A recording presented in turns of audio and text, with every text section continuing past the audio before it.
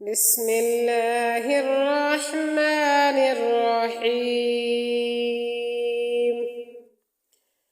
ألف لام ميم.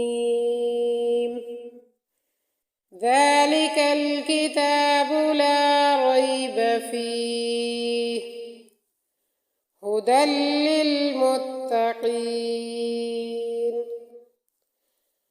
الذين يؤمنون بالغيب ويقيمون الصلاة ومما رزقناهم ينفقون